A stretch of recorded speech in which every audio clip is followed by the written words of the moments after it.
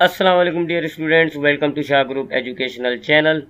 This is your biology class and I am your teacher Saru Ma'am. Students bio में chapter number 6 नाम है इसका enzymes. आज के लेक्चर में इस चैप्टर का जो टॉपिक हम डिस्कस कर रहे हैं वो है मैकेनिज्म ऑफ एंजाइम एक्शन, यानी एंजाइम जो अपना काम करते हैं वो कैसे करते हैं, मैकेनिज्म ऑफ एंजाइम एक्शन। सो बच्चों, इसके लिए सबसे पहले तो मैं आपको प्रीवियस लेक्चर्स में ये बता चुका हूँ कि एंजाइम जो हैं वो मेटाबॉलिक रिएक्शन की स्पीड को इंक्रीज करते हैं। एक बात। दूसरी बात कि एंजाइम जब मेटाबॉलिक रिएक्शन को स्पीड को तेज करते हैं तो इस दौरान एंजाइम इस्तेमाल नहीं होते। तीसरा, मेटाबॉलिक रिएक्शन का जिस रिएक्शन की स्पीड को एंजाइम ने तेज करना है उस मेटाबॉलिक रिएक्शन के जो रिएक्टेंट्स होते हैं उनको हम कहते हैं सबस्ट्रेट। तो सबस्ट्रेट वो मॉलिक्यूल्स होते हैं जिन पर एंजाइम ने काम करना होता है। हर एंजाइम के पास एक गढ़ा होता है, एक सुराख, एक गढ़ा सा होता है जिसका शेप जो होता है वो सबस्ट्रेट के हिसाब से होता है। जैसा सबस्ट्रेट होगा वैसा ही उसे एंजाइम के गढ़े का शेप होता है। उस हिस्से को, उस गढ़े को हम एक्टिव साइट कहते हैं। ये वो जगह होती है जहां पर एंजाइम का जो सबस्ट्रेट होता है वो एंजाइम के साथ आके अटैच हो जाता है। एक तो ये बात ध्यान में रख लें आप। तो हमने हेक्सोकाइनेस की एक एग्जाम्पल ली थी जी कि ग्लूकोज और एटीपी के साथ ये रिएक्ट करता है। तो ग्लूकोज और एटीपी हेक्सोकाइनेस के सबस्ट्रेट हो जाएंगे। हेक्सोकाइनेस में एक गढ़ा होगा जहां पर ये ग्लूकोज और एटीपी आकर अटैच हो जाएंगे और उस गढ़े को, उस ग्रूव को, उस डिम्पल को हम एक्टिव साइट कहते हैं। तो ये डायग्राम में भी आपको नजर आ रहा है, एक एंजाइम है और उसके सबस्ट्रेट है। एंजाइम के साथ जो सबस्ट्रेट जो है वो एंजाइम की सिर्फ एक्टिव साइट पर आके अटैच हो रहा है। ठीक है, ये एक्टिव साइट कहलाती है, एक डिम्पल या ग्रूव। अब आते हैं जी, एंजाइम ने जो सबस्ट्रेट को अपने साथ एक्टिव साइट पर अटैच तो कर लिया, अब ये रिएक्शन की स्पीड को इंक्रीज कैसे करेगा? ऐसा क्या करेगा जी कि आपका जो यहाँ पे ये जो सबस्ट्रेट आए हैं यहाँ इनकी जो रिएक्शन है उसकी स्पीड तेज हो जाए। तो बच्चों, इसके लिए आपको पहले एक्टिवेशन एनर्जी का कॉन्सेप्ट समझना पड़ेगा। एक्टिवेशन एनर्जी क्या होती है? देखिए, आपको किसी भी केमिकल रिएक्शन को शुरू करने के लिए उस केमिकल रिएक्शन में कुछ बॉन्ड्स मौजूद होते हैं, पहले से मौजूद कुछ बॉन्ड्स होते हैं, आपने उन बॉन्ड्स को तोड़ना होता है। तमाम केमिकल रिएक्शंस में यही होता है कि तमाम केमिकल रिएक्शंस में सर्टेन बॉन्ड्स मौजूद होते हैं, पहले से मौजूद होते हैं। इन बॉन्ड्स को तोड़ा जाता है और इनको तोड़ने के बाद फिर केमिकल रिएक्शन शुरू हो जाता है और जो है फिर वो केमिकल रिएक्शन आगे बढ़ता है और प्रोडक्ट तैयार हो जाता है।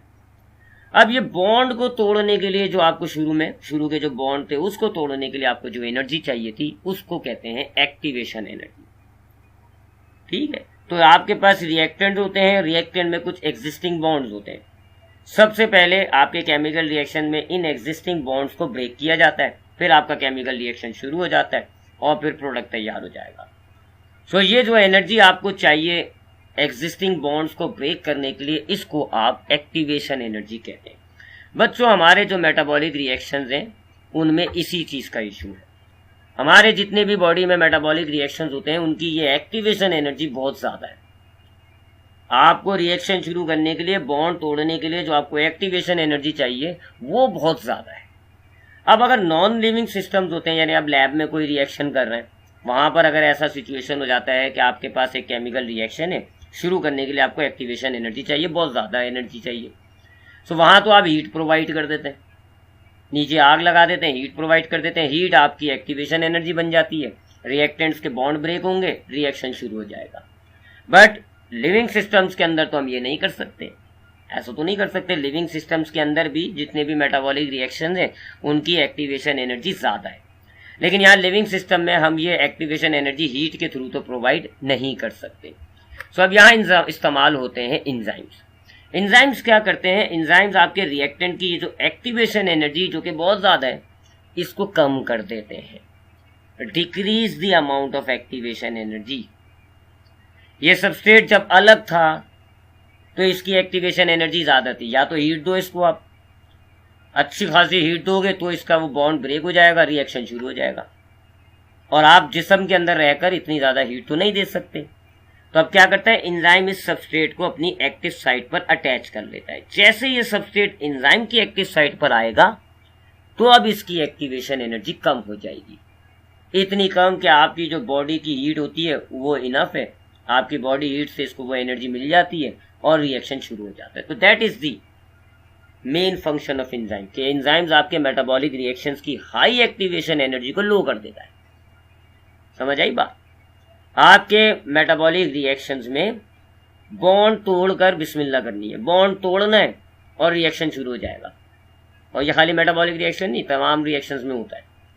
रिएक्शन को शुरू करने के लिए आपने एनर्जी देनी है, बॉन्ड ब्रेक करना है। उस एनर्जी को जो आप शुरू में स्टार्ट करने के लिए एनर्जी दे रहे हो, एक्टिवेशन एनर्जी कहलाती है। केमिस्ट्री की लैब में मौजूद हो, बॉडी के बाहर मौजूद हो, आपको हाई एक्टिवेशन एनर्जी चाहिए, हीट कर देते हैं, इलेक्ट्रिसिटी के जरिए हम प्रोवाइड कर देते हैं। बट बॉडी के अंदर तो हम ये दोनों काम नहीं कर सकते। हमारे मेटाबॉलिक रिएक्शन में भी एक्टिवेशन एनर्जी ज़्यादा होती है, लेकिन बॉडी के अंदर ना तो हम हीट प्रोवाइड कर सकते हैं ना इलेक्ट्रिसिटी। सब बॉडी के अंदर हम एक्टिवेशन एनर्जी को किस तरह कंट्रोल करते हैं? एंजाइम्स क्या करता है? इन सबस्ट्रेट को अपने साथ बाइंड करता है एक्टिव साइट पर। अब ये जो आपका कॉम्प्लेक्स तैयार हो जाता है, एंजाइम और सबस्ट्रेट जो मिल जाते हैं, अब इसकी एक्टिवेशन एनर्जी कम हो जाती है। सो आपकी बॉडी इतनी हल्की सी एक्टिवेशन एनर्जी गेन करके आपका रिएक्शन प्रोसीड हो जाता है। तो ये डायग्राम देख लीजिएगा।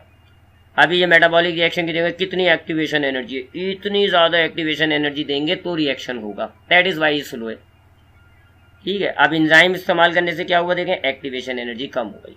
अब आपके रिएक्टेंट्स को बस थोड़ी सी एक्टिवेशन एनर्जी चाहिए, रिएक्शन शुरू हो जाएगा, प्रोडक्ट बन जाएगा। ठीक, सो अब देखते हैं जी पूरा मेटाबॉलिक पाथवे क्या होता है। ये एंजाइम्स होता है, एंजाइम्स के साथ ये ऊपर आपको नजर आ रही है, ये इसकी एक्टिव साइड है। ये एंजाइम है, ये इसकी एक्टिव साइड है, ये इसका सबस्ट्रेट है। सबस्ट्रेट का शेप देख लें, एक्टिव साइड जैसा ही है।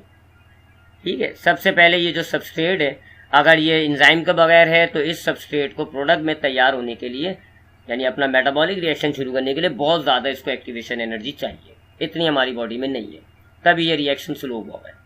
तो ये अब सबस्ट्रेट क्या करेगा, ये एंजाइम की एक्टिव साइट पे आके अटैच हो जाएगा।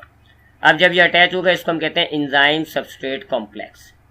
ठीक है, एंजाइम सबस्ट्रेट कॉम्प्लेक्स का मतलब एंजाइम जो है वो अपने सबस्ट्रेट के साथ जुड़ गया। अब जब ये एंजाइम सबस्ट्रेट कॉम्प्लेक्स बन जाएगा, इधर एक्टिवेशन एनर्जी कम हो जाएगी। इतनी कम हो जाएगी कि आपके इन सबस्ट्रेट को एक्टिवेशन एनर्जी मिलेगी और ये प्रोडक्ट में तैयार हो जाएंगे। जब ये प्रोडक्ट में तैयार हो जाएंगे तो अब ये एंजाइम और प्रोडक्ट ये कहलाएंगे एंजाइम प्रोडक्ट कॉम्प्लेक्स। जैसे प्रोडक्ट बन गया तो यह अब एंजाइम की एक्टिव साइट से रिलीज हो जाएगा, आपका मेटाबॉलिक रिएक्शन जल्दी हो गया। ऐसे काम करते हैं जी enzymes. That are the mechanism enzyme, और इस पूरे रास्ते को हम मेटाबॉलिक पाथवे कहते हैं। So that is today's lecture, how the enzymes work. Enzymes क्या करते हैं जी, आपके पहले प्रॉब्लम क्या है, आपके जो मेटाबॉलिक रिएक्शंस हैं उनको शुरू करने के लिए आपको बहुत ज़्यादा एक्टिवेशन एनर्जी चाहिए। आप इतनी ज़्यादा एक्टिवेशन एनर्जी हीट या इलेक्ट्रिसिटी के जरिए अपनी बॉडी में नहीं प्रोवाइड कर सकते। तो फिर हल क्या है जी, एंजाइम्स हैं। एंजाइम्स में मौजूद होता है एक्टिव साइट, सबस्ट्रेट उस एक्टिव साइट से अटैच हो जाते हैं, ये बन जाता है एंजाइम सबस्ट्रेट कॉम्प्लेक्स। अब ये जो एंजाइम सबस्ट्रेट कॉम्प्लेक्स है, यहाँ एक्टिवेशन एनर्जी रिड्यूस हो जाती है। आपके सबस्ट्रेट को अब इस कॉम्प्लेक्स में रहते हुए सबस्ट्रेट को कम एक्टिवेशन एनर्जी चाहिए होगी। वो कम एक्टिवेशन एनर्जी जैसी इसको मिलेगी, ये रिएक्शन शुरू कर देगा और ये प्रोडक्ट में कन्वर्ट हो जाएगा। तो अब ये बन जाएगा एंजाइम प्रोडक्ट कॉम्प्लेक्स, और फिर ये एंजाइम की एक्टिव साइट से रिलीज हो जाएगा। आपका मेटाबॉलिक रिएक्शन हो गया। So that is today's lecture about the mechanism of action of enzymes. अब आते हैं इसके सेक्शन ए यानी एमसीक्यूज की तरफ। A small portion of enzyme where substrate attach with enzyme is called. Enzyme का वो छोटा टुकड़ा, छोटा पोर्शन जो गड़ा सा होता है, जहां पर सबस्ट्रेट आके अटैच होता है, उसको हम क्या कहते हैं? तो बच्चों उसको तो हम एक्टिव साइट कहते हैं। Action of enzyme in a sequential manner to produce the specific product is called. ये जो एंजाइम एक्शन कर रहा है पूरे एक सीक्वेंशियल मैनर के अंदर, और उससे फिर एक खास प्रोडक्ट बन रहा है, जो अभी आपको बताया कि एंजाइम सबस्ट्रेट जुड़ते हैं, एंजाइम सबस्ट्रेट कॉम्प्लेक्स बन जाता है, फिर प्रोडक्ट तैयार हो जाता है तो एंजाइम प्रोडक्ट कॉम्प्लेक्स हो जाता है, फिर उसके बाद प्रोडक्ट रिलीज हो जाते हैं। तो ये जो पूरा सीक्वेंशियल मैनर है, इसको हम क्या कहते हैं? डाइजेशन, फोटोसिंथेसिस, मेटाबॉलिक पाथवे या नन ऑफ दिस? तो बच्चों इसको तो हम मेटाबॉलिक पाथवे कहते हैं। The minimum amount of energy required to initiate a reaction. किसी भी रिएक्शन को शुरू करने के लिए जो आपको एनर्जी चाहिए होती है, उस एनर्जी को हम क्या कहते हैं? जिसकी वजह से हमारी बॉडी में यही एनर्जी ज़्यादा होती है, जिस वजह से हमारे रिएक्शन स्लो हैं, तो उस एनर्जी को हम कहते हैं activation energy. Enzymes dash the activation energy of a chemical reaction. एक केमिकल रिएक्शन की एक्टिवेशन एनर्जी के साथ एंजाइम क्या करता है? इंक्रीज कर देता है उसको, डिक्रीज कर देता है, मेंटेन रखता है, रिमेन कांस्टेंट या वेरिएबल? तो बच्चों एंजाइम्स रिएक्शंस की एक्टिवेशन एनर्जी को कम करता है ताकि जल्दी ये हल्की सी एनर्जी नहीं मिले और ये रिएक्शन कंप्लीट कर ले। अब आते हैं आज के लेक्चर के सेक्शन बी यानी शॉर्ट क्वेश्चन आंसर्स की तरफ। पहला सवाल है define the term substrate and active site. Substrate और एक्टिव साइट आपको डिफाइन करना है, तो ये दोनों की डेफिनेशंस लिखी हुई है, नोट डाउन कर लीजिएगा। A substrate is a molecule acted upon by an enzyme. A substrate is loaded into the active site of the enzyme or the place that allow weak bond to be formed between the two molecules. Active site की definition आपने लिखी, each enzyme has a dimple or groove of a specific shape called the active site into where substrate can fit.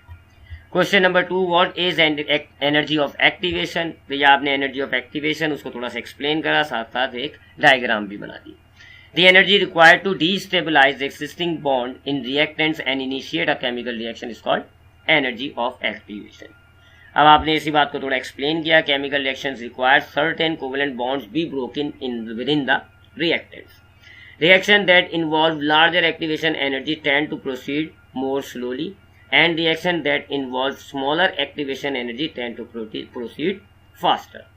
The important role play by enzyme during reaction is that they lower down the activation energy of reactant. In this way, reaction complete easily and faster. तो ये वही activation energy वाला मामला है कि आपके chemical reactions की activation energy ज़्यादा होती है, एंजाइम्स आपकी एक्टिवेशन एनर्जी कम कर देता है, जिससे आपका रिएक्शन इजीली और जल्दी हो जाता है। क्वेश्चन नंबर 3 है explain the mood off action of enzyme. आपको एंजाइम्स का जो एक्शन है वो बताना है। Mood off action of enzyme की हेडिंग डाल के आपने लिखा है action of enzyme is related to its structure which is complex and three-dimensional. Each enzyme has a dimple or group of a specific shape called active site into which substrate can fit. The binding of enzyme to substrate form an enzyme substrate complex. Question number 4, how enzyme reduce the amount of energy? Activation energy. Enzyme lower the activation energy of a reactant by binding one of the reactant called the substrate and holding it in a way that lowers the activation energy. So that is today's lecture about the mechanism of action of enzymes. इंशाल्लाह next class में आगे के topic को discuss करेंगे। ख्याल रखिएगा अपना, अल्लाह हाफिज़।